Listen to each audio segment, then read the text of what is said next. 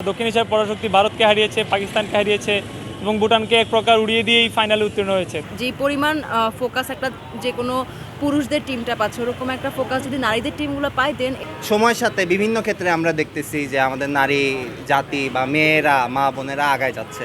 আমরা সবসময় চাই নারী হোক পুরুষ হোক সবাই ভালো খেলুক, বাংলাদেশ ভালো খেলুক। অত্যন্ত আনন্দের সংবাদ যেটি হচ্ছে যে আমাদের বাংলাদেশ নারী ফুটবল দল দক্ষিণ এশিয়ার যে বিশ্বকাপ বলা হয়, যেটা যে সাফ চ্যাম্পিয়নশিপে তারা ফাইনালে উত্তীর্ণ হয়েছে।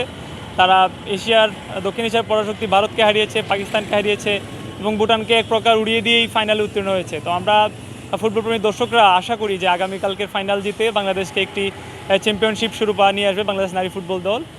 আর পুরুষ ফুটবলের তুলনায় কিন্তু বাংলাদেশের নারী ফুটবলটা অনেকাংশেই পিছিয়ে। ফুটবলাররা যে ধরনের বেতন ভাতা বা যে ধরনের কোচিং সুবিধা পান, সেক্ষেত্রে বাংলাদেশ নারী ফুটবল কিন্তু সেই সুযোগ সুবিধা এখনও পায় না।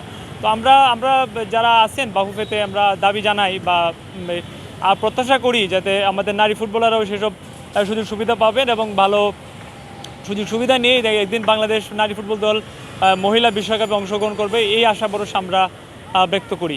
এটা আমাদের জন্য অনেক বড় একটা গর্বের বিষয়, কিন্তু আমাদের যেটা সমস্যা, আমাদের এগুলোর পাবলিসিটিটা অনেক কম হচ্ছে।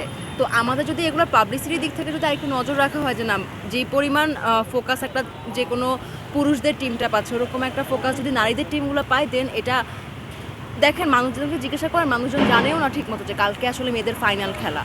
তো এই জিনিসগুলো আসলে ডিপেন্ড করতেছে টোটাল পাবলিসিটির উপরে এবং তখন মানুষ আরও বেশি কনসার্ন হবে।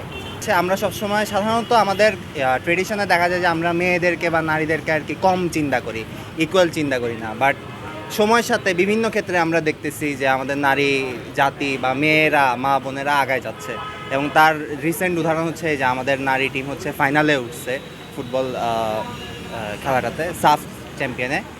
তো এটার মাধ্যমে আসলে এটা আমাদের একটা গর্বের বিষয় এবং একটা ইন্সপিরেশনের বিষয় যে আমাদের নারীরা যেহেতু এগিয়ে যাচ্ছে, আমাদের ছেলেরাও কোনোভাবে পিছিয়ে থাকার কোনো সুযোগ নাই। এবং বাংলাদেশি হিসাবে বাংলাদেশি টিম এগিয়ে যাওয়া এটা আরও বড় গর্বের বিষয়। আমি আশা করি আমাদের টিম জিতুক, আমাদের জন্য কাপ নিয়ে আসুক, এটাই দোয়া রইল। আসলে ভালো ফর্মে আছে, যেহেতু আমরা দেখছি যে 20-এর উপরে গোল হয়েছে, সেহেতু নেপালকে অনেক এর আগেও হারাইছে, তো এবারও পারবে আশা করি।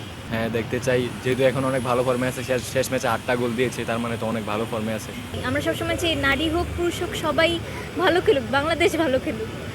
আর এখন দেখা যাচ্ছে যে আমাদের নারী ফুটবল টিম হোক, নারী ক্রিকেট টিম হোক, সব দিক থেকেই আগে যাচ্ছে নারীরা।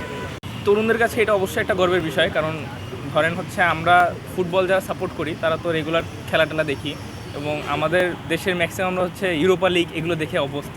বাট আমাদের দেশের ফুটবলও এখন অনেক ডেভেলপ করতেছে, এটা অবশ্যই আমাদের জন্য একটা গর্বের এবং নারীরা যখন আগাচ্ছে এটা দেখতে ভালো লাগে। এটা হচ্ছে আমাদের মানে মেইনলি আমাদের দেশের ফুটবল আগাচ্ছে, এটা আমাদের জন্য গর্বের বিষয়। আর হচ্ছে ধরেন এই ক্ষেত্রে হচ্ছে আমাদের পুরুষ টিমও অনেক ভালো করতেছে, কিন্তু যেসব ল্যাকিংসগুলো আছে সেগুলো ফিল আপ করে যখন আগাবে সেটা অবশ্যই দেখতে ভালো লাগবে।